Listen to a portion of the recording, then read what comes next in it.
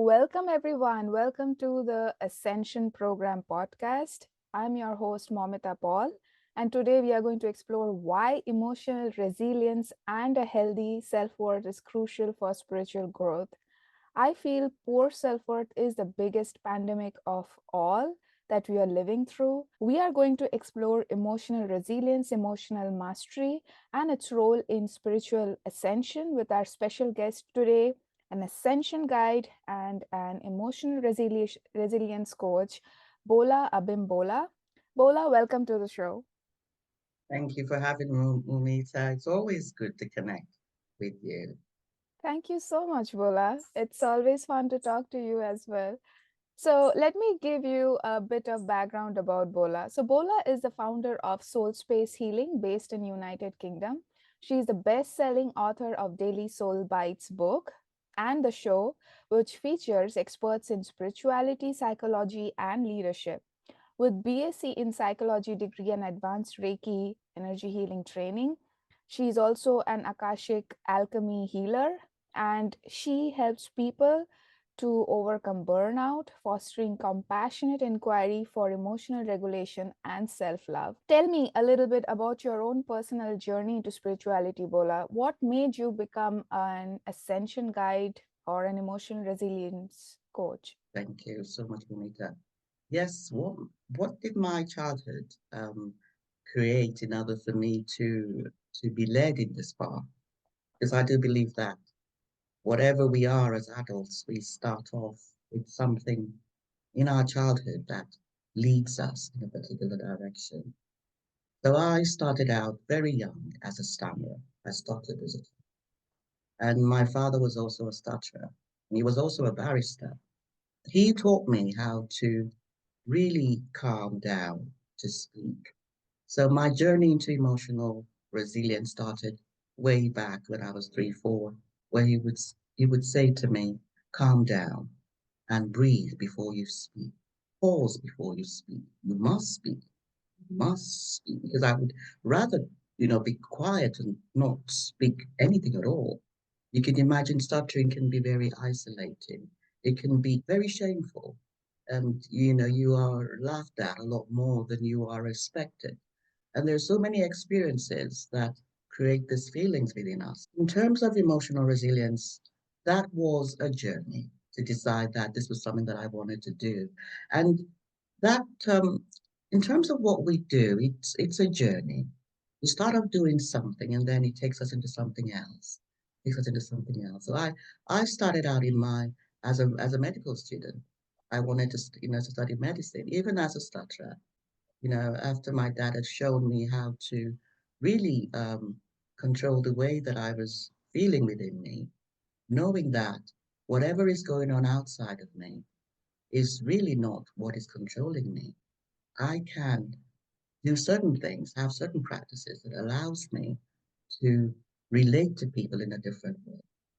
But that was a very powerful beginning for me. But I still had to work on, what did I want to do? What is my purpose? Because growing up in Nigeria in a patriarchal, many patriarchal societies all over the world, and you are really doing what your parents want. You're not really allowed This is to the give biggest in that.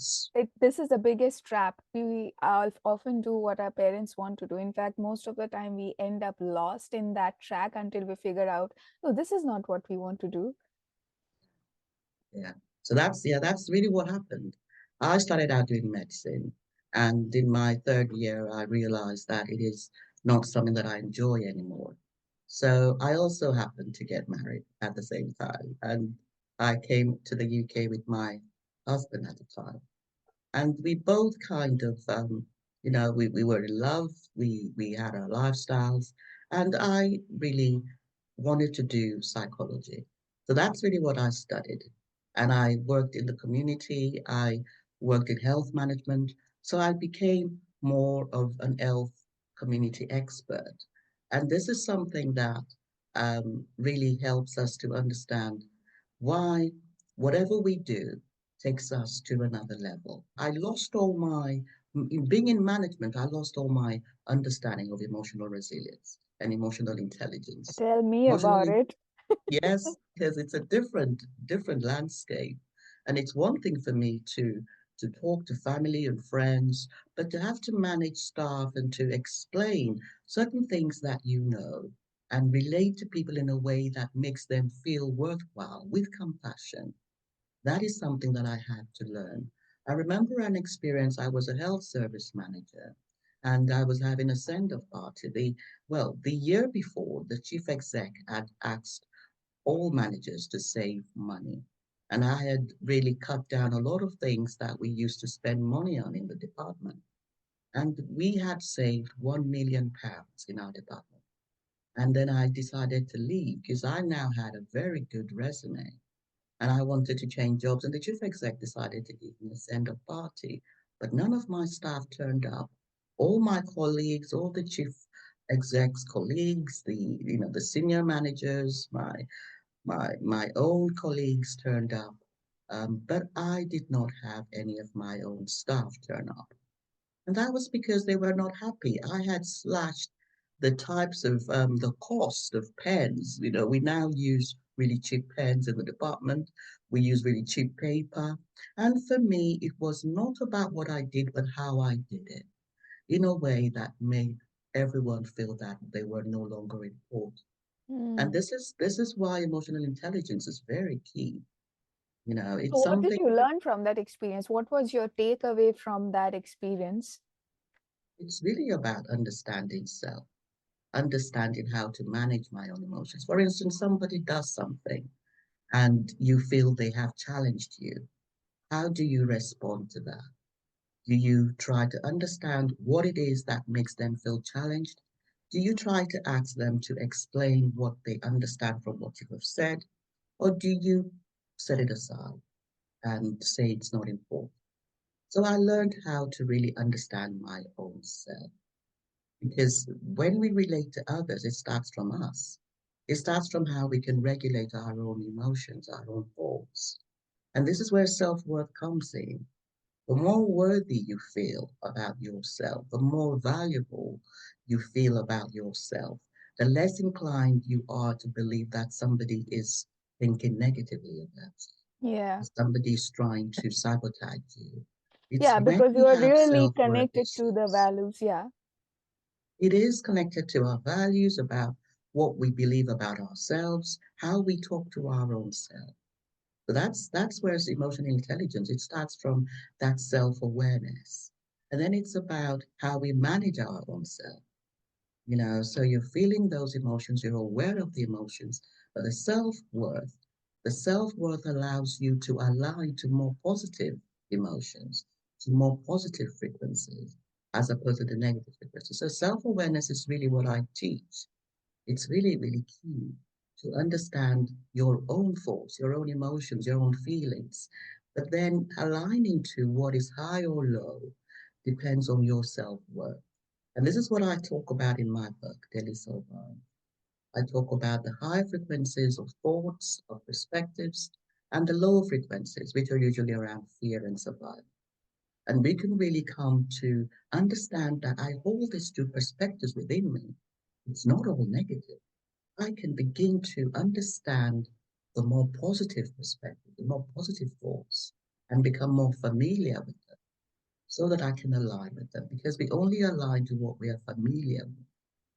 So we can become much more consciously aware of these thoughts, building our self worth, and also beginning to understand others, social awareness, being able to read a room and trust it.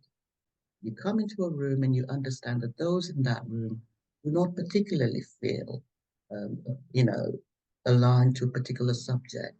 It's not everywhere that I go to that I talk about spirituality, for instance. There's some places I go to that I only talk about special needs or disabilities or legal issues. So it's about reading the room and getting a sense of what is going to be acceptable here. What is their understanding? Caring about how people are feeling. What kind of challenges did you face around, say, self worth or emotional resilience? Like, how did you overcome those? In terms of self worth, that is something that at some point gets eroded in our childhood experience. So I, for instance, had childhood sexual abuse from the age of 4, 5. I also lost my father at the age of 11, and he was the rock that I had. My mother and I were very similar. So we came to develop a loving relationship much, much later in my life and her life. But in my childhood, I felt quite isolated with the stuttering. So that all erases, it really washes away your self-worth. And you develop really negative beliefs about your own self, especially if you are not having that support around you, which is why the Yeah, environment we grow up in is really key. Supporting us to become more positive, to have that confidence, as opposed to feel demoralized and have negative self-talk or feel that we are not worthy.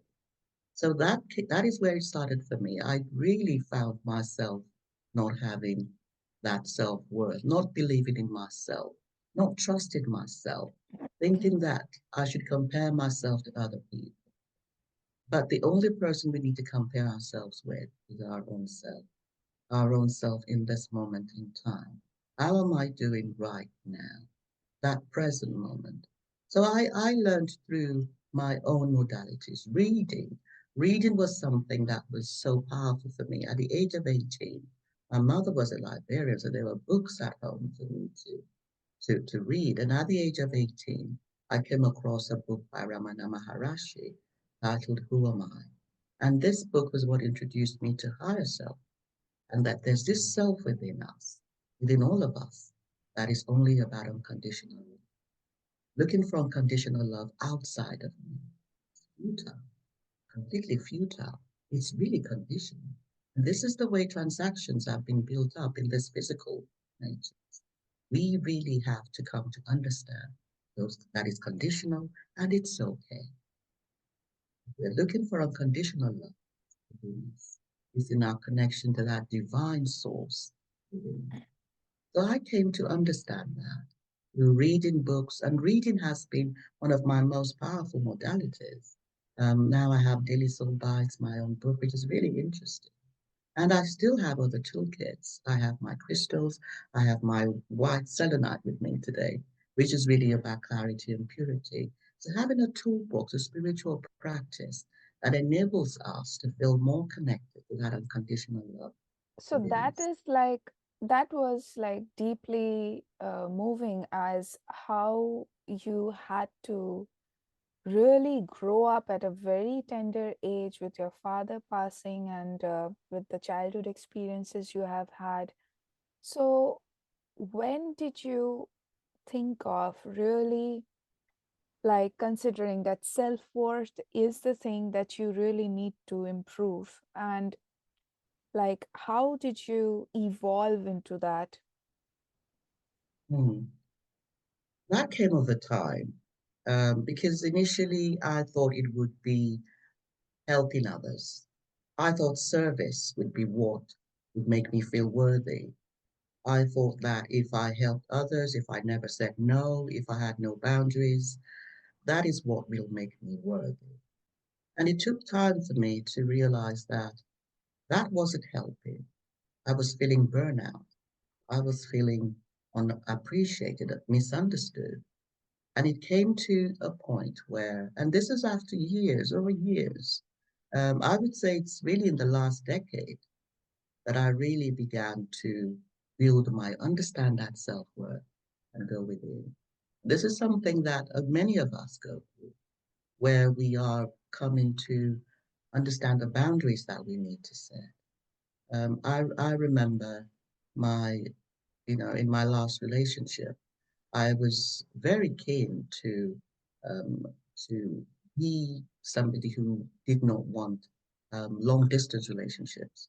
And long distance relationships are not a negative thing. It's about how you work through that, and that really made that relationship not work because I was keen to ensure that we were close. We were trying to make moves and taking action to come closer, but it wasn't happening.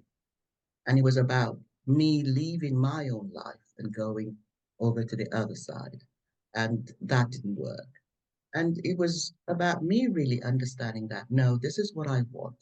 And if this relationship is not giving that to me, then this is not the relationship that I actually need right now in this moment in time. And it's really about understanding self because sometimes we get swept away, we get into relationships that we lose parts of ourselves.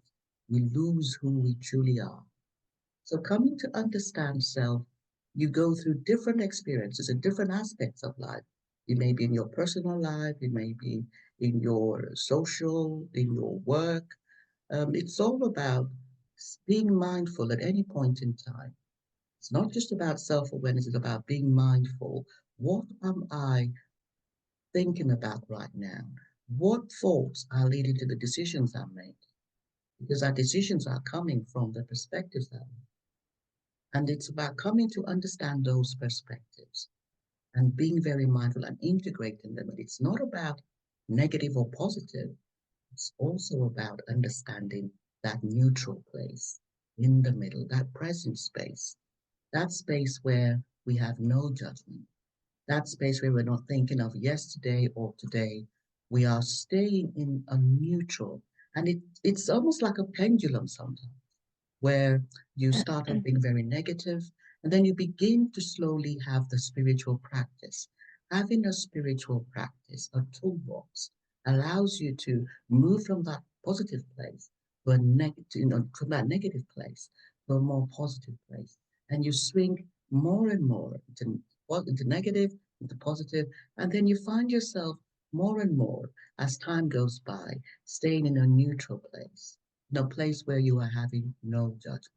So someone turns up and they are late for an appointment, and you can decide whether to make them apologize, to make them know that they have wasted your time, or to let it go. To let it go. And it depends, there's no right or wrong. There are times when you do need to express that they have set your day in a different shift. They have made you have to rearrange certain things differently.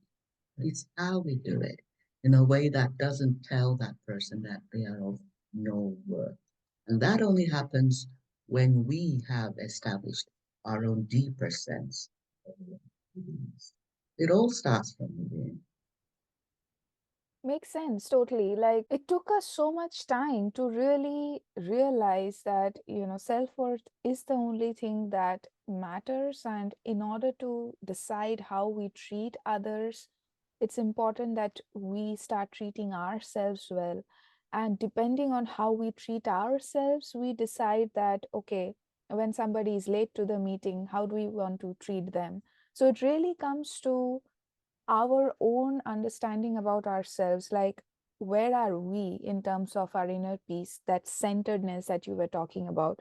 Like, so it surprises me how long it took us, like including me and as well as the story that you shared, to figure this out, that all that matters is really loving ourselves first, to find that stillness within ourselves first, because we have been brainwashed by the society that, oh no, doing this is important, doing that is important, doing everything else is important other than ourselves. So I remember you talked about your offering on stillness, and to the viewers, Bola's stillness program can be found in the description, in the link. You can try it out. So Bola, tell me about stillness, developing stillness within. Why is it important? What made you focus on that first? How is it tied to the self-worth? Yes, I think stillness is something that we develop over time. We are spirit beings, first and foremost.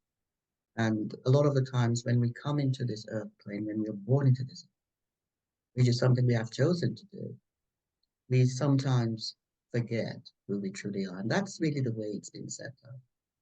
And stillness is really who we are. Stillness is is that space where unconditional love within us is, where infinite wisdom lies. But we have to journey to that place if we choose, because it's not a joke. It's not something that happens overnight. It's something that requires a zero tolerance to the physical ego grip. There's that physical ego grip, which is what that masculine driven world is asking us to be. We're being asked to to focus more on what we can do rather than how we feel.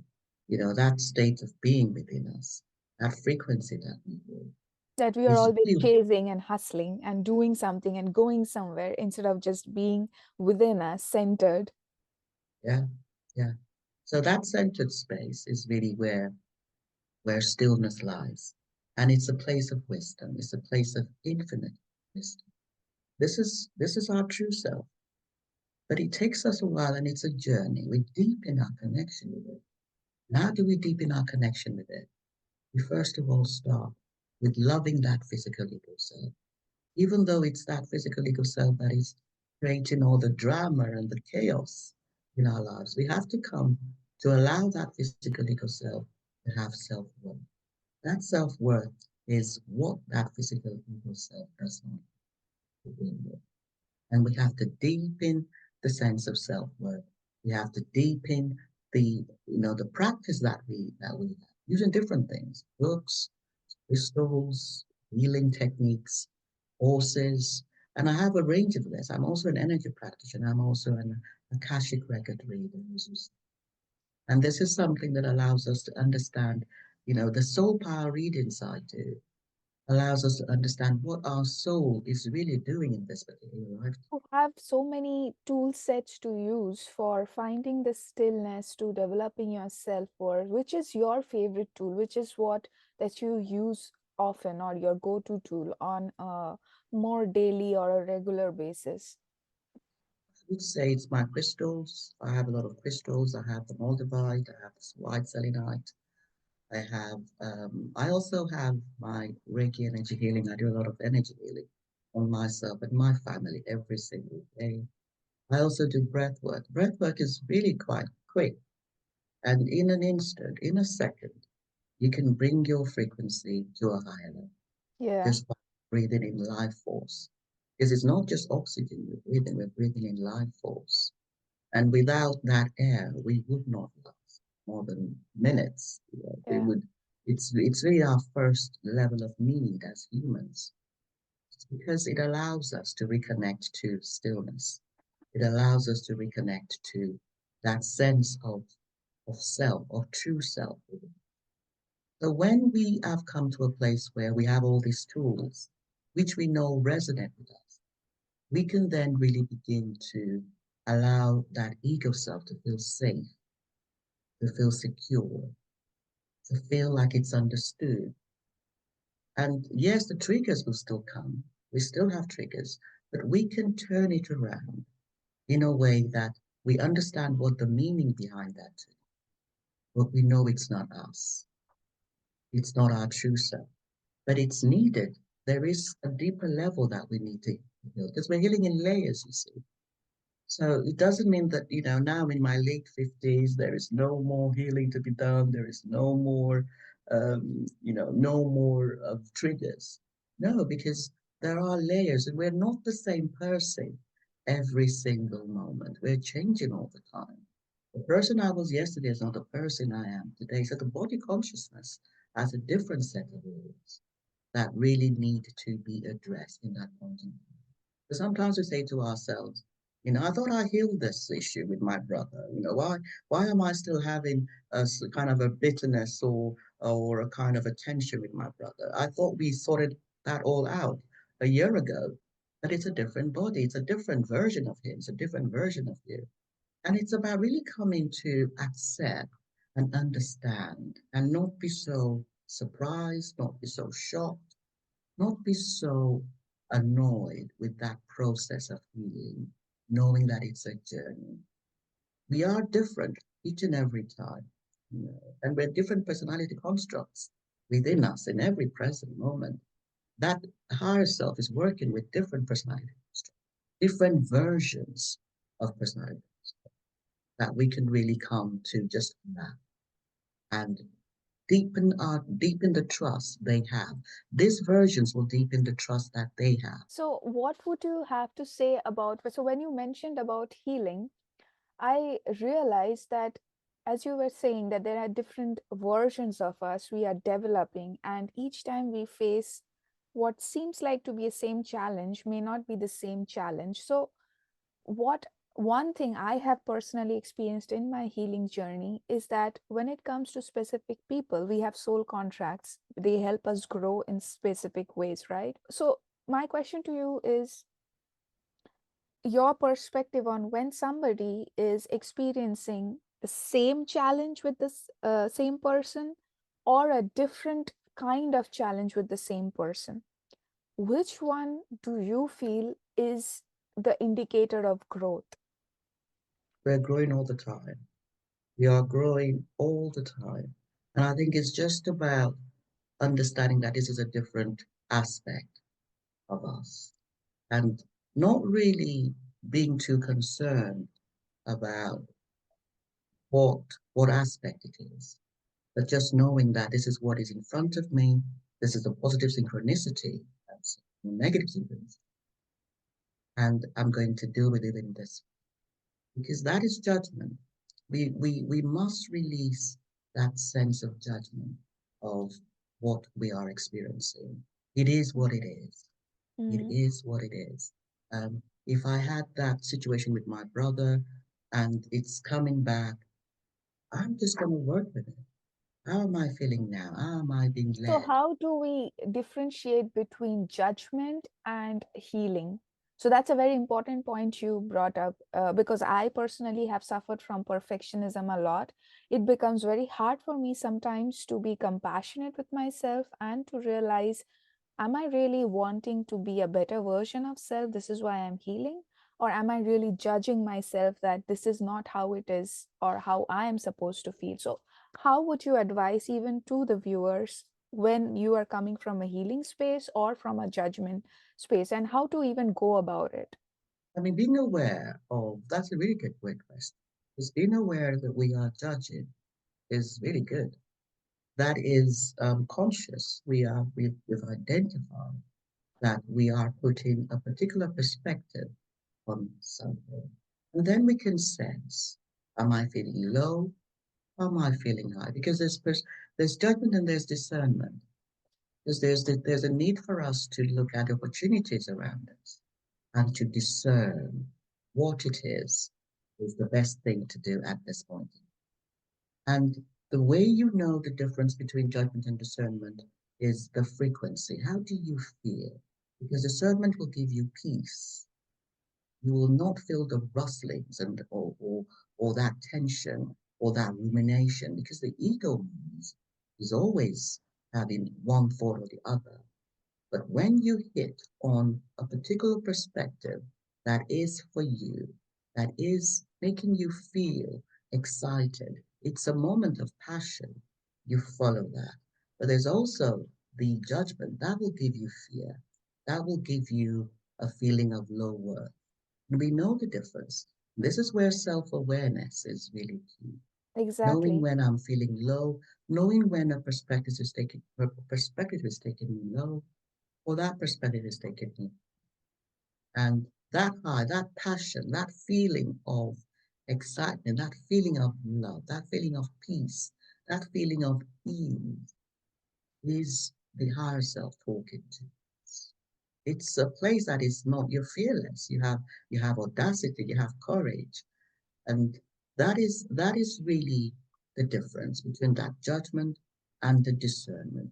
And healing is really the process of allowing us to accept and allow ourselves to align to the higher perspectives more and more. The ease of alignment is a sign of how much healing we have done or how much healing we need to do. A fresh perspective, actually. Like, given when I mostly heal, when you were saying about discernment and judgment, I realized that I'm judging myself more than actually discerning. And how you mentioned that you can come from a place of peace or excitement when you are in the space of discernment versus judgment. So, how can somebody shift to that space of discernment from judgment, especially for those who are new to this field or who are not much into personal development? This is what I have seen in my experience. People like who are not from therapy or coaching background or any kind of personal development background, like, forget about discernment. I think the very thing that they are lacking, at least in my experience, is the self awareness. So, what would you suggest for somebody on a daily basis? What can they do to become aware that which space they are in and how to shift their state of being to a more positive one without being judgmental towards their own self? Yeah, so it's really a decision when we decide that this is what I want, and we make that decision in every moment that there is doubt, because the ego, the physical ego self filled with doubts, doesn't stop talking. Because we think that a time will come when we will suddenly have no more doubts, we will suddenly have no more judgment. It will always be there. I mean, I had physical ego constructs telling me all kinds of stuff yesterday, even this morning, even 10 minutes ago. It's always there. So knowing that is key, that it's not something you're going to do in a day. It's something you're going to do every moment. It's just going to be a way of life, a new way of being, where you are beginning to understand that whenever you hear that negative perspective, there's also the positive. And you only have to think that it's there. The higher self is always talking to us. It's there. And we can come to practice seeing it more and more. This is what Daily Soul Bites talks about. Daily Soul Bites, my friend, really talks about the different perspectives within us and how we can come to become aware of those different perspectives. And then we can begin to align more and more over time using different tools. That's what my self worth course on my website talks about. It starts off really helping you to understand what perspectives you hold, what themes you've come to explore, and being very conscious of them, having this clarity that this is what I have come to do now, and holding that no matter what. There has to be a zero tolerance to align into the negativity. Would you suggest any specific toolkit or modality or technique so that people who are very short in time can do in their daily practice so that they can find the stillness, the centeredness that you were talking about away from the negative thoughts or even being compassionate with it or accepting it? Anything that they can do, anything Yeah, that you want to share? I think it depends on the individual because we are 8 billion of us on this planet, and there is no one way that fits all. There is no one hat that fits all, and there's no one modality that works for us. Now, I started out doing reading, and I still read a lot, but I've added Reiki energy healing to it. I've added my crystals to it. I've added breath work. I also do journaling. And the journaling can be something you do, in the morning when you wake up first thing. I also do subliminal audios. I also have those on my website. And there's meditation. Meditation is something that is very powerful. The 10 minutes meditation, guided meditation that I'm offering today is really something that helps us to develop a connection to that stillness. And we have to come to understand that it's a journey. It's not, if we think we can do it for a day and not do it anymore, that's not going to work. It has to be a way of life, a way of being. So it's something Agreed. that I advise whatever practice you do, whether it's movement, because not everybody can meditate. And for some of Yes, us, we have to do movement, we have to do exercise. And those exercises allow us to connect to um, that space of stillness, that neutral space. For some of us, it's games, lots of apps and games that do a lot of mind training that allow you to really, you know, put away those negative perspectives of the ego. I also do light language channeling, which allows the frequencies, the sacred geometry, to really go straight into the subconscious and the unconscious, bypassing that ego system. And the ego is not able to intervene, into that process. So it depends on what you prefer. Magnetic therapy is also very powerful. I also use that.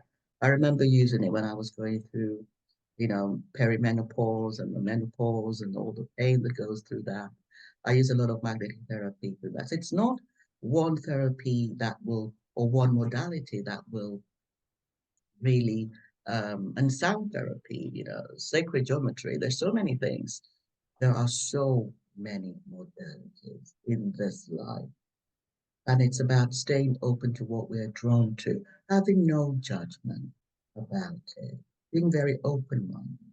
Some of us have come from backgrounds that do not allow us to be open minded about Mm, what may help us. So, being very open minded about the modalities that may help you now, and the higher self will draw you to what and to whom you will feel that sense of connection. You will feel the aha moments. You will feel the peace, the deepening of the connection with that peace within you.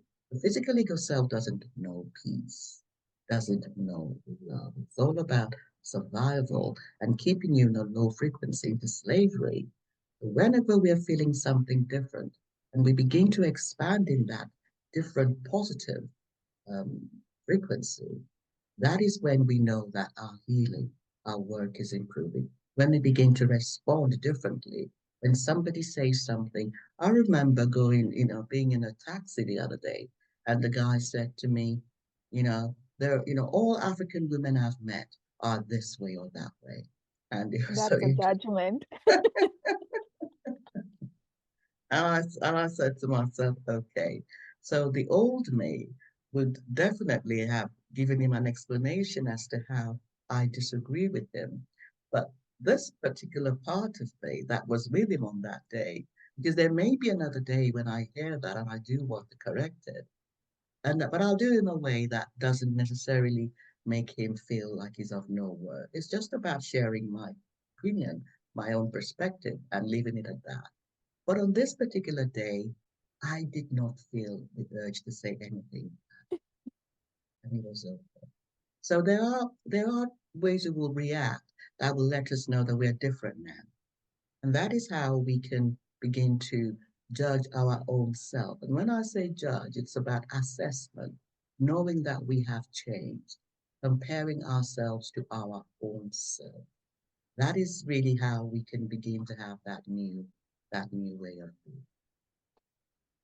So I was, when you were talking about the ego self and differentiating between how we come from our ego, are you aware of parts therapy or fragmentation? Because I come more from those modalities, I'm heavily into those. Have you heard of Yes, parts same with work? me. Yeah. Yeah. Oh, So, yeah. yeah. So what I have noticed in spirituality, a lot of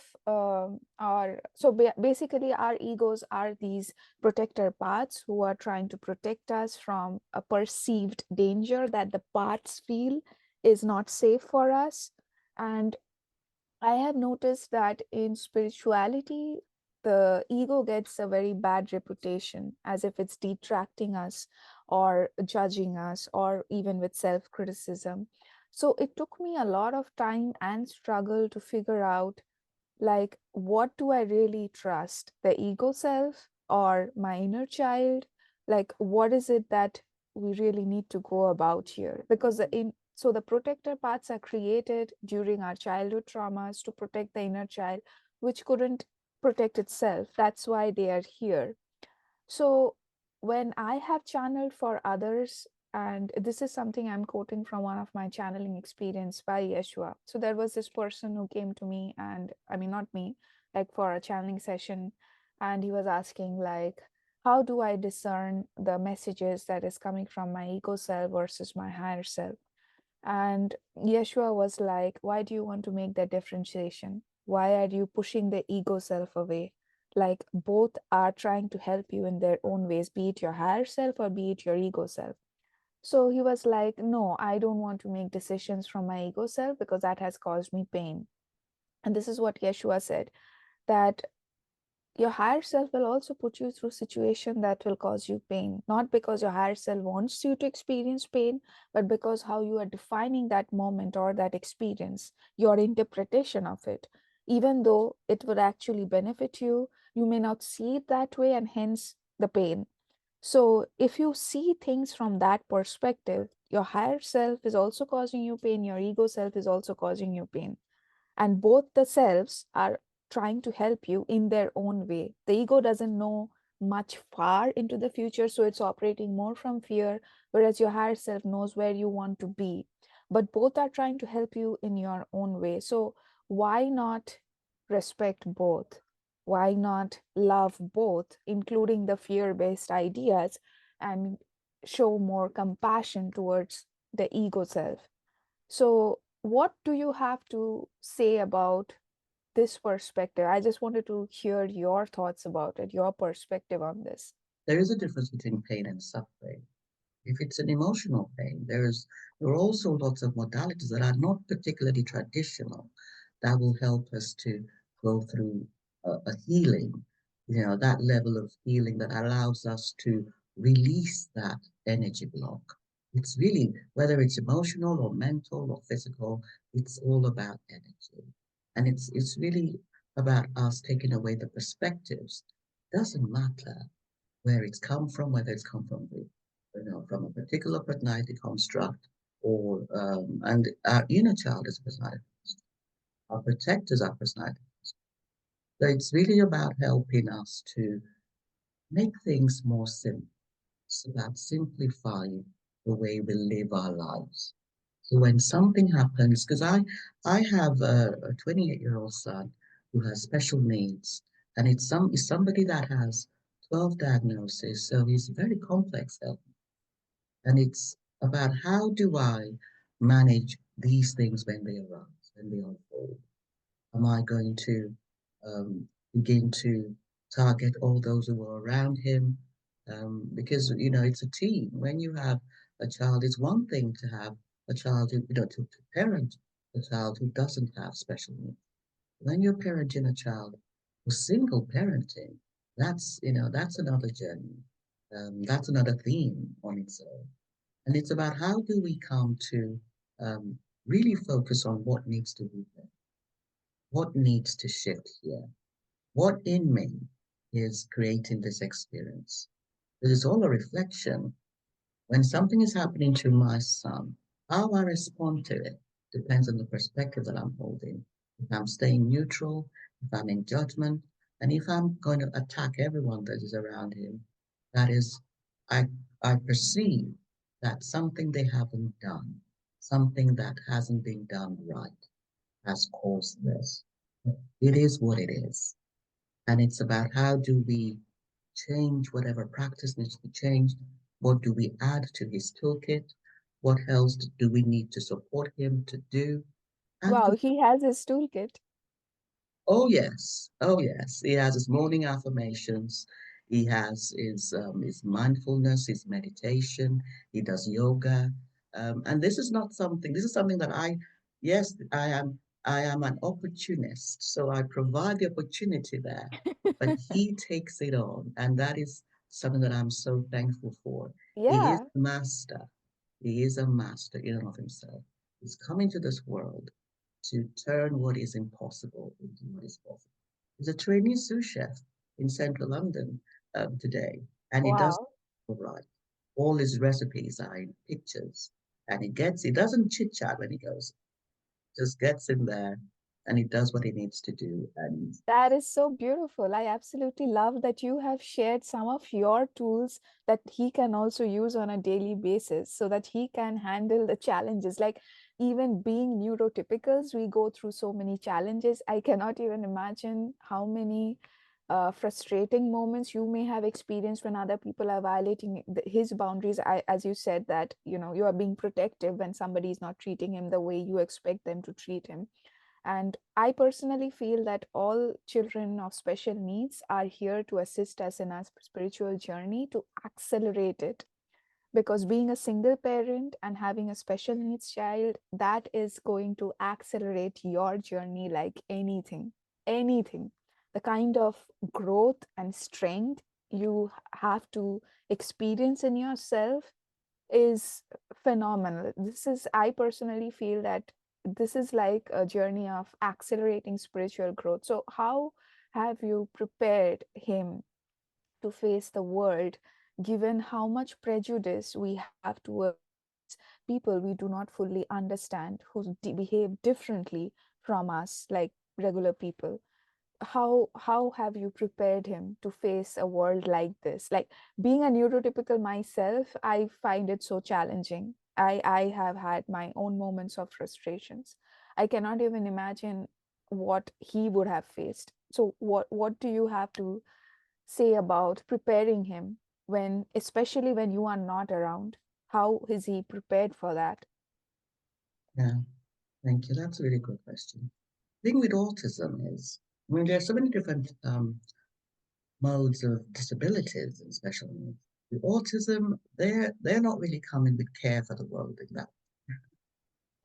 They're they're not coming to understand your perspective or your point of view. So that's an interesting theme that I've chosen.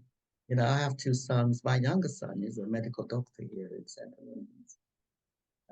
London. But my first son is, and he has, my younger son has his own ways of accelerating my growth. And with my older son is a deeper acceleration because he's very vulnerable, even now. But I have had to come to see myself as a guardian that is being guided to support him. That took me time to understand that and to connect with my guides. Because I'm a guardian with guides and supporting him, and we're working together. It's a collaboration. But I had to let go of a lot of things. I had to develop my own emotional resilience because he had very challenging behavior. And it still can kick off if things do not feel right to him. He can still kick off. But because it's about his way or the highway. And that was me. It was about my way or the highway. And having a So son he's that's reflecting back the same, like very my way interesting. or the highway. Yeah. So it was, and it still is. The personality construct that I am with him is very different. I am not there to enforce something. I'm there to guide him. I'm there to express opportunities to him and support him and understand because it's also very telepathic. He communicates with me because it's largely selectively mute. He doesn't always want, he can talk, but he doesn't always want to talk. And he'll stare at you. When you ask him something, he'll just stare at you and not necessarily respond. But I can hear. So he's communicated with me telepathically. So he's actually helped me to develop my own gifts, my own spiritual gifts. Because he just had two operations this year, well, 2024. And he basically could because he likes to wear a helmet sometimes for comfort and a feeling of safety. That pressure, that deep pressure on his head. And this is about understanding your child, understanding what they need to feel safe, to feel comfortable, and really coming into their space. So after the operations, we were told he couldn't wear his helmet for a while. And we were not told for how long. We just to give him time to settle back in. And basically, I decided, okay, let's give it 21 days of no harm. And then because he had keloids and he had to kind of heal the scars. And then the scar did not heal fully. And I had to tell him that we needed another 10 days for him not to wear his helmet. And I remember that morning when I spoke to him and he looked at me like this, and I knew that is a look of no, I'm not. I'm not gonna go another 10 days without his helmet.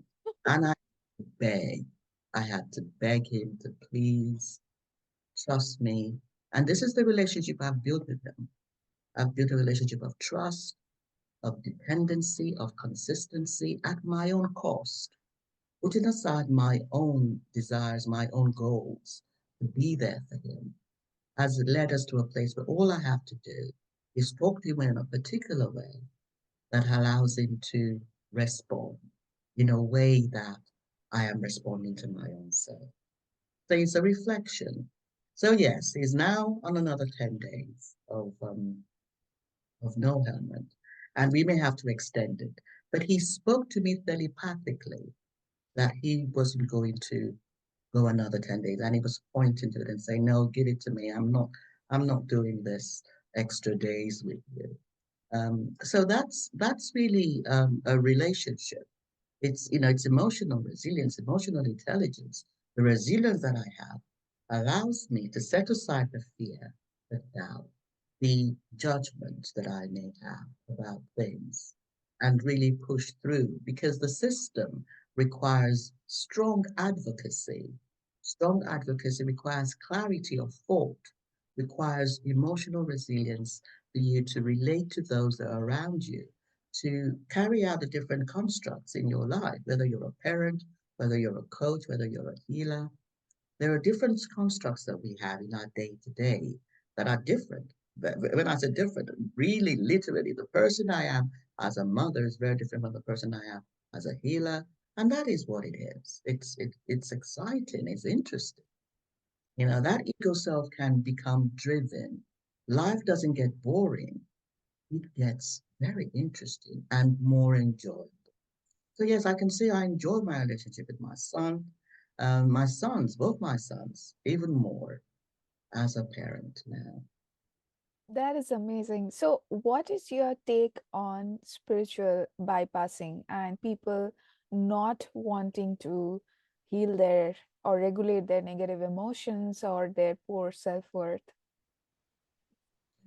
It is a term. It is a term that I think spiritual bypassing is a term that is. I have a blog on it actually on my list.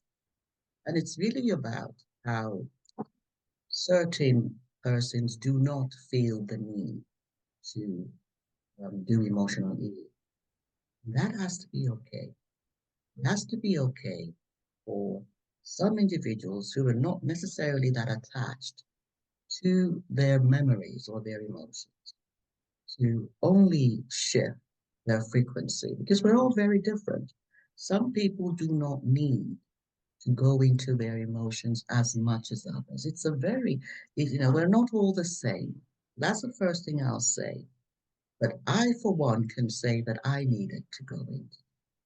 I needed emotional healing to actually allow me to align much more to my spirit being. But it's not the same for everybody. And that is what spiritual bypassing is when we have those who are not particularly needing to do a lot of emotional healing in order for them to align to spirit self. But it's not one hat fits all. That is something I'm learning.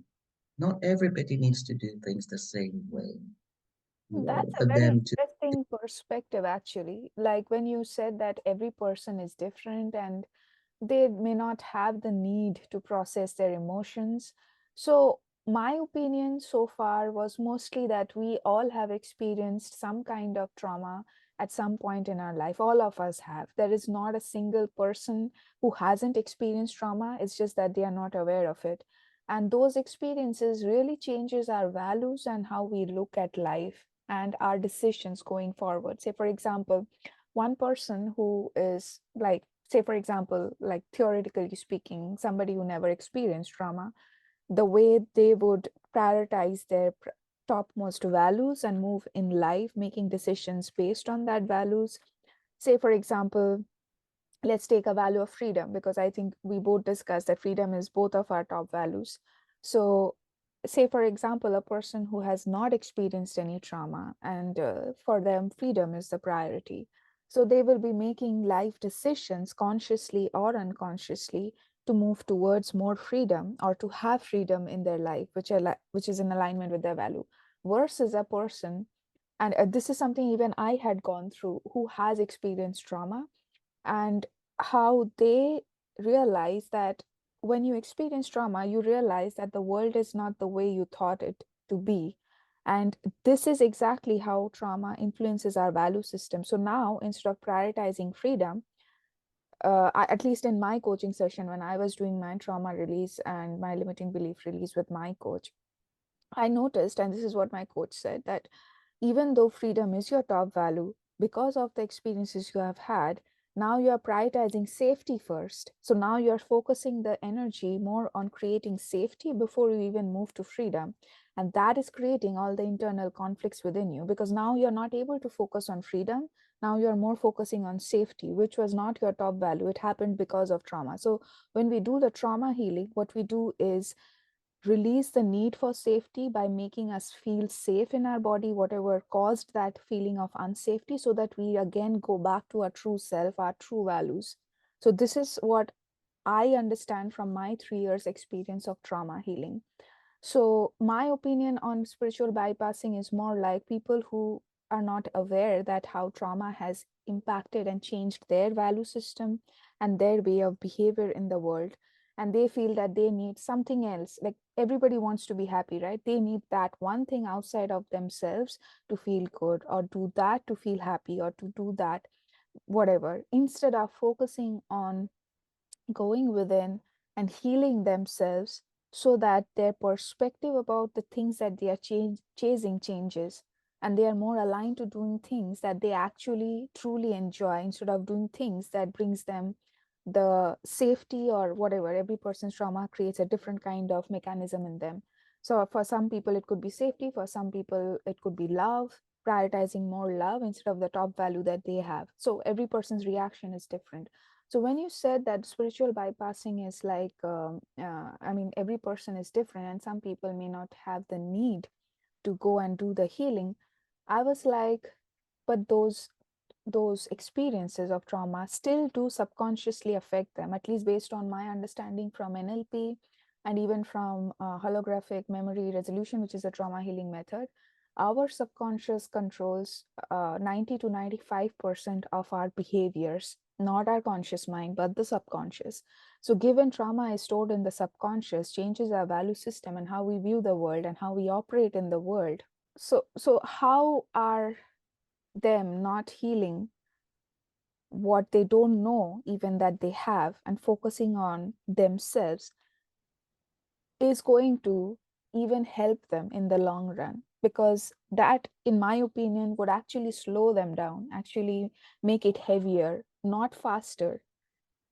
That is my take on it. So Yeah, from that agree. point of view, I was asking you about spiritual bypassing. So your point of view was also interesting. It is interesting because there is there is no one theme that fits all. Exactly. There are those who, I mean, I think my experience with autism, and because autism is a spectrum, and I have come across so many people in my profession as a legal consultant to, to really understand that we're all different. And there will be some of us who are able to get on with life and be billionaires without actually getting involved with Yeah. healing. Yeah. And that is okay. That has got to be okay. And I can only focus on my own lane, my own Yeah. path. Yeah. And I cannot. And I've just come to a place where I just let everybody be, what they. I can only be clear on how I want to relate. I can Hmm. only be clear on how I am having to do my own emotional healing Exactly. in order for me to go beyond the limitations that are within me. That is how I have come to understand. That is how I have come to understand my own path. Those are the things that I have chosen, but I have to allow everybody else around me to do whatever it is. I mean, I have my youngest brother is somebody who doesn't believe in spirituality at all. He doesn't believe in emotional healing at all. And that means that my relationship with him is a lot less frequent than my older brother, my other younger brother, who is very much into emotional healing. We resonate a lot more. And it's all about frequency and the law of attraction. We will come to allow everybody be who they need to be in that reality that we have created. And we can come to understand how to relate to these different people at the frequency that is comfortable for us, that we need it. It's all about what we want out of this different relationships. Exactly. We cannot be responsible for anybody else. I Yes. barely manage my own self. Yeah, of I course, can we barely cannot be manage all responsible. the personality constructs that I have. So Yes, I even as a coach, even as a healer, I definitely just share. I share what I know has worked for myself and many others, and we leave it at that. And it's about what anybody else wants to do with it. I cannot, I don't even have enough time. The time I need to rest, Momita, the time I need to restore is more and more. As we get on, we need more and more time to restore. So everybody has to stay in their own lane. Emotional healing is key if we do want to experience freedom. And that feeling of safety, that feeling of security, that feeling of trust, surrender has to happen. That is my perspective. I think dropping the judgments is what you are. This is what I am hearing. Like to drop the judgments, allow people to just be who they are and just focus on yourself. And this is what the self worth journey is all really about. Like bringing the locus of attention within you. What do you want? What makes you happy? Instead of feeding into the externalities or the news that brings more negativity, because there will be always more negativity outside. So that is a beautiful advice, I think, the viewers and including me, that I could take away from this conversation, as we have reached an end to our beautiful conversation. So, thank you so much, Bola, for sharing your viewpoints. It was very eye opening for me. And I also have put your website in the description. So, folks, please check out Bola's website, soulspacehealing.com, to find amazing goodies. You have a good week, Bola, and I wish a good week to the audience. Good day. Thank you, Momita. Thanks for having me.